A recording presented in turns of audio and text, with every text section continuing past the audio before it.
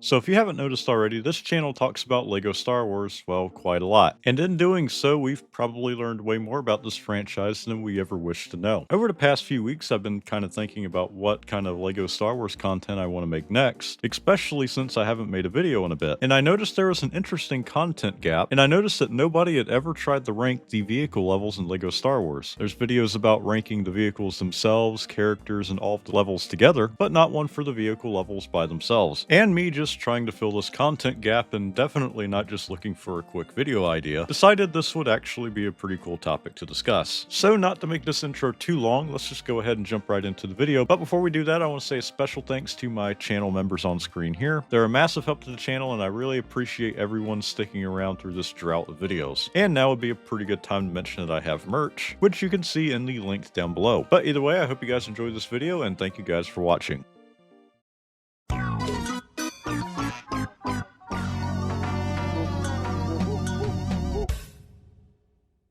Alright, so starting off with number 12, we have the original version of the Podrace. While in reality it's probably not the worst vehicle level, it is by far my least favorite. Unlike the newer Podrace level that's in the Complete Saga, this one's just a pain to get through. For one thing, I just feel like the pod is a lot harder to control in this one, and the fact that each section is timed, and it's so easy to die in pretty much every part of the level makes this level extremely annoying, especially since whenever you die you reset back at the previous checkpoint, which is usually halfway around the map. In the section where the Tusken Raiders are firing down on you and you have these massive boulders falling onto the track is just brutal. Especially the fact that if you come in contact with one of those boulders, it's a one-hit kill. And the hitboxes on those boulders are massive because you don't even have to hit them to die. So yeah, while it's probably not the worst vehicle level, it's definitely my least favorite, so that's why I'm putting it in number 12.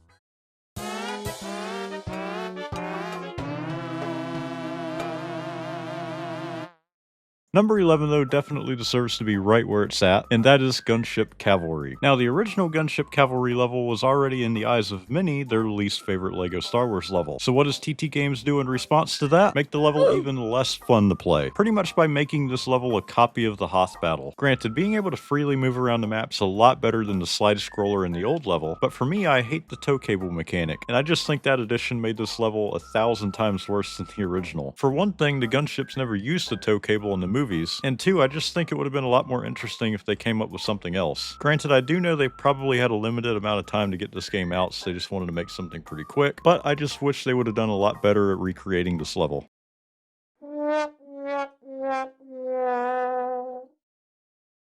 Coming in at number 10, we have the Zam Wesell chase. As you guys may know, this level was not part of the original LEGO Star Wars game. What we ended up with in the Complete Saga though is, well, not really that good. I mean, the layout of the level I guess is pretty good, and they did a pretty good job of recreating the planet of Coruscant, but other than that, there's really not a whole lot you have to do besides destroy these power couplings. And once you finally face Wesell's speeder, it just ends up being the easiest boss battle in any LEGO Star Wars game. I mean, heck, it's even easier than the Imperial Spy. And for some reason, you don't have 4 hearts of health, you only have 2. So I have no idea why they did that.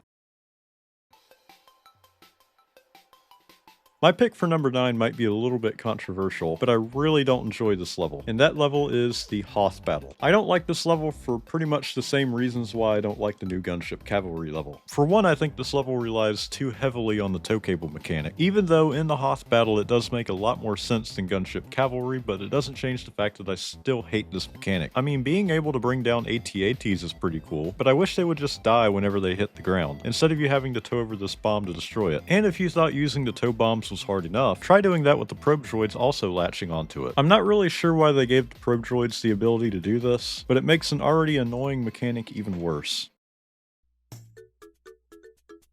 You know, I actually kind of debated whether or not I was actually going to put this level in this video, but coming in at number 8, we have Speeder Showdown. The reason why I was thinking about not adding this level is because it's not completely a vehicle level. I mean, in a majority of the level you are on the speeder bikes, but there are parts of the level that are played normally. So it's kind of like a hybrid level in a sense. But that doesn't change the fact that I really don't care for this level. I know it's kind of sounding like I'm really just hating on all of the vehicle levels in this game, which I kind of am, but the speeder bike portions of this level are just really not that good. In the speeder bike portions of this level, you're going in a massive circle chasing scout troopers, and that's pretty much it. The scout troopers are pretty annoying to fight, for the simple fact is whenever you're trying to fight them, they just flip behind you randomly, making you have to slow down and get behind them again. You just do this process over and over and over until you finally kill them. Other than that, you really don't do anything else in the speeders. But hey, you do get to pilot ATSTs though, and then at the end of the level you get to pilot an AT-AT, which I think is the only time you get to do that in the LEGO Star Wars game. So that is definitely pretty cool.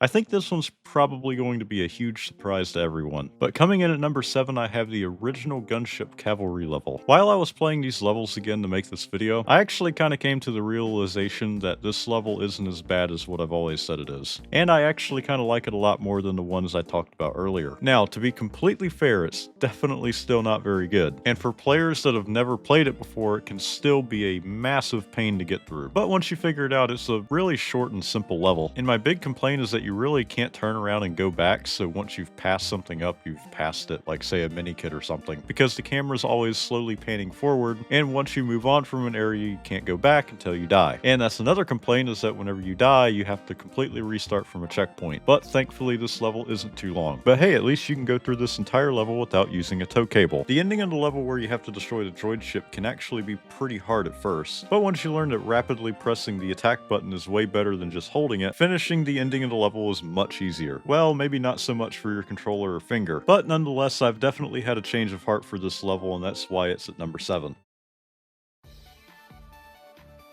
Number 6, kind of like the previous one, is another level that I've really had a big change of heart on, and that is the Asteroid field. And you know, to be honest, looking back on it, I don't really know why I hated this level so much. It's actually really not that bad. I mean, yes, collecting the torpedoes from the asteroids can be pretty tedious, but other than that, it's actually pretty fun to play. This is one of 2 levels that you get to play as the Millennium Falcon, and the best thing about that, besides the coolness factor, is that it shoots 2 blaster bolts that can go in different directions. So when you're pressing the attack button, it targets multiple enemies or objects at a time. While it can be a little quirky at times, it's definitely pretty helpful. Like in most of the levels, there's some sort of callback to the movies, and in this case, you get to fly into the giant space worm. And for some reason, the inside of the space worm is a double score zone, and a place where you get torpedoes. And besides the random mini kit that's in here, there's really nothing else in here. The only 2 parts of this level I really don't like is the beginning of the level where you have to destroy these turrets on the Star Destroyers, and the ending of the level where you have to use the torpedoes on this spinning asteroid. The reason why I don't like the beginning of the level is not really because you have to destroy the turrets, it's because in the process of destroying them, you're just getting shot constantly. And in the vehicle levels in LEGO Star Wars, there's really no way to dodge blaster bolts. So you just end up dying repeatedly until you destroy all the turrets. And at the ending of the level, you have this giant asteroid that you have to destroy using torpedoes while it's constantly spinning. Now, this wouldn't really be a problem if the torpedo mechanics actually worked properly, but in this game, the torpedoes kind of have a tendency to just fly wherever. I mean, eventually they do normally hit their target, but in this case it's a moving target, so most of the time it just misses because it went completely the other way. But besides those little things, this level actually isn't too bad.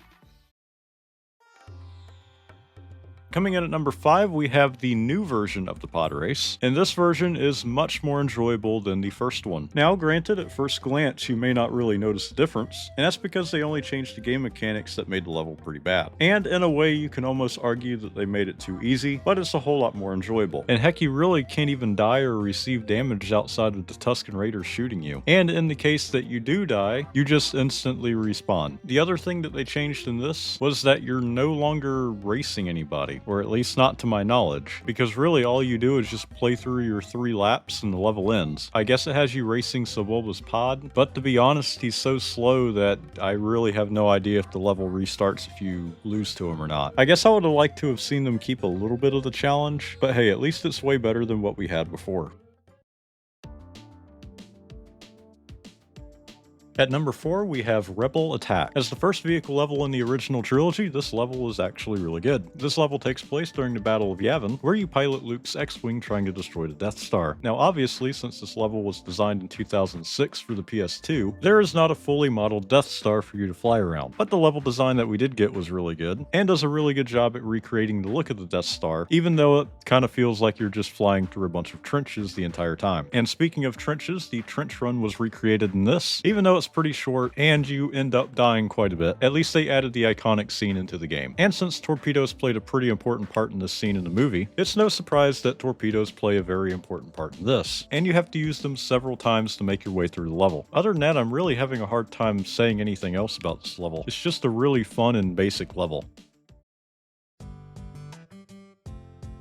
So now we're coming up to my top 3 vehicle levels in this game, and coming in at number 3 we have Anakin's flight. Unlike all of the other levels that we've talked about in this video, Anakin's flight is exclusive to the Complete Saga as a bonus level. This was actually supposed to be the 7th level in the Phantom Menace, but due to the developers not wanting the Phantom Menace to have 7 levels, and it not being complete yet, it never saw the light of day until the Complete Saga. The original version of this level is supposed to be pretty similar to the battle over Coruscant, or well, the way that level was designed. But what we got into Complete Saga was a more traditional top-down view vehicle level, which to me is fine because I really enjoy this level. You know, it almost kind of feels like it's a mix of Rebel Attack and Into the Death Star. I know it's kind of weird that I'm comparing levels here, but in this case it kind of feels fitting. The level starts off with you having to destroy all of the torpedo targets on the droid control ship. Once you do that, the entrance to the droid ship opens, and then you begin the interior part of this level. Inside the control ship, you have to destroy this reactor thing that I'm not completely sure how you even destroy. I just did it, and I have no idea how I did it. Now granted, I've only played this level a couple times, but I really enjoy it, so that's why I put it at number 3. So at number 2 we have Into the Death Star. This level could have easily been number 1, but there's a few things in it that I think keeps it out of that number 1 spot. But all in all, it's a really good level. And to be honest, it's probably my favorite vehicle level just to play. You start off by having to destroy these Star Destroyers, but unlike in Falcon Flight, you destroy them by taking out their shield generators with torpedoes. The way you have to get the torpedoes though is by destroying these TIE bombers. Each bomber carries a single torpedo, meaning you have to find 2 TIE bombers for each Star Destroyer. And you know, I think it's pretty cool that they gave the TIE bomber something special, instead of it just simply being a third variant of a TIE fighter. But once you take the Star Destroyers out, you move on to the next part of this level where you enter the Death Star. And let me just say, they designed the inside of the Death Star really good. I mean, it looks identical to what it looked like in a movie. And I think it's just really cool flying through the interior of the Death Star, fighting off TIE fighters and opening up doors, making your way to the reactor core. You know, I don't know what part of this video I started making this a walkthrough video, but once you enter the reactor core, you have to take out these panels that just shock you. Gonna be honest, I really don't know what these are, but once you destroy them, you can take out the reactor core and then escape the Death Star as it's exploding behind you. The only thing I really don't like about this level is just how tedious the TIE fighters make it to go through this level. I mean, granted, it is supposed to be a challenge, but you really have no way to defend yourself, and they pretty much just constantly kill you. But looking past that, this level is definitely one of my favorites and is why this level is put at number 2. And finally, coming in at number 1, we have the battle over Coruscant. I think out of all of the vehicle levels in this game, this has to be the most unique one, because instead of freely moving around a map like you can in some of the others, in this you're pretty much on rails the entire time. You know, it actually kind of feels like a classic arcade style game, where you move your ship around the screen as enemies are coming at you. And you know, I really love the style. And another fun fact about this level is that this is one of the only levels that I can think of that you can collect everything in without having to play free play. Obviously, you can easily get the True Jedi, you can get all of the mini kits and the red brick, which I mean is understandable because there's probably no way to make any sort of vehicle specific areas in this level, but it makes up for that just by being a really fun level to play. And this is one of the few levels that I won't get bored playing it over and over, especially whenever I'm stud grinding for the stud multipliers. I guess I could see why people wouldn't rank this number 1 because of its simplicity, and maybe think some of the other levels are better, but in my opinion, this is just my favorite vehicle level to play.